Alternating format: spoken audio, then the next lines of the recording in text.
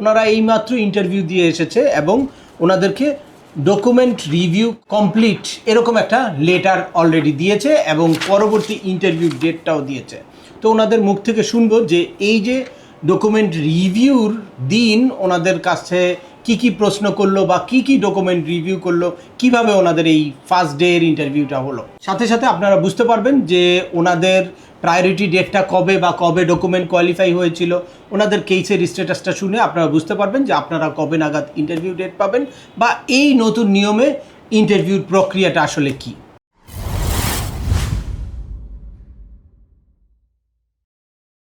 জি আসসালামু আলাইকুম। ভালো আছেন? জি। তো আপনারা তো আজকে এই ইন্টারভিউ দিয়ে আসলেন। জি জি আপনাদের কি ইন্টারভিউ লেটার ইস্যু করেছিল? ইন্টারভিউ লেটারটা আছে? জি জি আমার কাছে ছিল, ওটা জমা নিয়ে নিয়েছে। ইন্টারভিউ লেটারটা তারা এখানে যাওয়ার পরে কি হলো? যাওয়ার পরে গেলাম, আমাদেরকে প্রথমে কয়টা ইন্টারভিউটা ছিল? 12:15 কয়টায় আপনারা গিয়েছেন এমবেসিতে? হ্যাঁ, আমরা এমবেসিতে পৌঁছাইছি 11টায়। 12:15 আমাদের ভিতরে নিয়ে গেছে, কাছে কাগজ চাইলো ইয়েতে। পরে আমরা কাগজ দিলাম, আমরা বার্থ সার্টিফিকেট নিল, তারপরে আপনার সবার বার্থ সার্টিফিকেট নিল, আর পিটিশনার বার্থ সার্টিফিকেট নিছে, পুলিশ ক্লিয়ারেন্স নিছে, নিকানামা নিছে। আর ওই যে DS-260 কনফার্মেশন পেজ এগুলো দেখতে চাই। কোনো পেপারে সার নেয় নাই, শুধুমাত্র সবার বার্থ সার্টিফিকেট, পুলিশ ক্লিয়ারেন্স, নিকানামা আর হচ্ছে পাসপোর্ট আর পিটিশনারের বার্থ সার্টিফিকেট নিয়ে নেওয়ার পরে ওরা স্ক্যান করলো, করার পরে একটু পরে আমাকে এই লেটারটা দিয়ে দিল। কতক্ষণ সময় নিয়েছে? এই সর্বোচ্চ 10 মিনিট।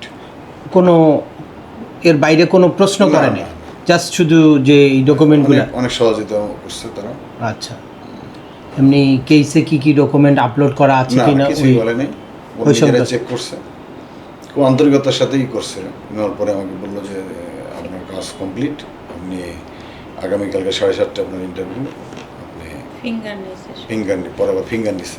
আচ্ছা আচ্ছা, মানে ডকুমেন্ট সব কিছু রাখার পরে তারপরে ফিঙ্গার নিয়েছে, ফিঙ্গার নিয়ে দেন আপনাকে এই লেটারটা।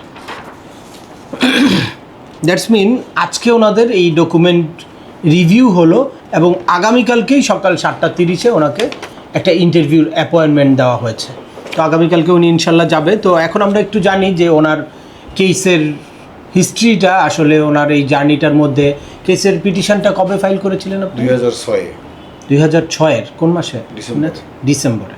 আচ্ছা, তো আপনার এটার ডকুমেন্ট কোয়ালিফাই কবে হয়েছে? 2021 সালের কোন মাসে? ডিসেম্বরে। আচ্ছা আচ্ছা, কবে আপনি ইন্টারভিউ লেটারটা পেয়েছিলেন? এপ্রিলের 24 তারিখে। তো এরপর আপনার ইন্টারভিউ ডেটটা ছিল জুন মাসের 9 তারিখে। তার মানে আপনারা বুঝতে পারলেন যে 2021-এর ডিসেম্বরে ওনার ডকুমেন্ট কোয়ালিফাই হয়েছিল, যদিও এখন 2022-এর মার্চ পর্যন্ত যারা ডকুমেন্ট কোয়ালিফাই হয়েছে তাদের অলরেডি ইন্টারভিউ লেটার অনেকেরই ইস্যু হয়ে গেছে বা মার্চের কিছু অংশ বাকি থাকতে পারে। তো আপনারা যারা এই ডকুমেন্ট কোয়ালিফাই হয়ে দীর্ঘদিন ধরে ইন্টারভিউর কিউতে আছেন তারা F4 category, F1, F2A, F2B, F3, F4 এই সবগুলো ক্যাটাগরি হচ্ছে ডকুমেন্ট কোয়ালিফাই অনুযায়ী ইন্টারভিউ লেটারটা ইস্যু হবে।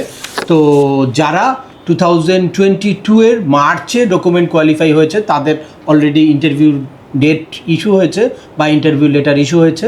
এর পরবর্তীতে যারা আপনারা আছেন তাদের একটু অপেক্ষা করতে হবে, গ্র্যাজুয়ালি অবশ্যই আপনারা ইন্টারভিউ লেটার পেয়ে যাবেন। এখন কিন্তু অনেক ফাস্ট হচ্ছে ইমিগ্রেশন ভিসার প্রত্যেকটা প্রসেসই। আপনারা দেখেছেন লাস্ট কয়েকটা ভিসা বুলেটিনে বেশ জাম করেছে সবগুলা ক্যাটাগরি।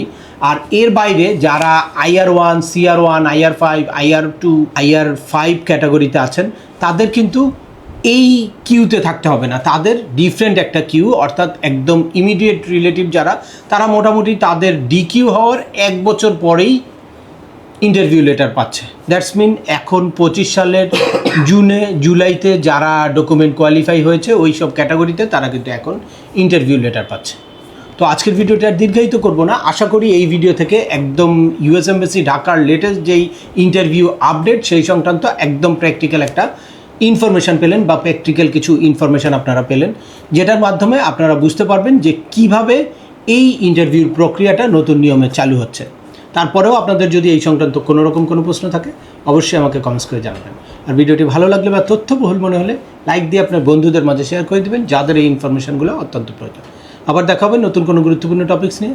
সে পর্যন্ত সবাই ভালো থাকবেন, সুস্থ থাকবেন এবং আমাদের চ্যানেলের সাথেই থাকবেন। আল্লাহ হাফেজ।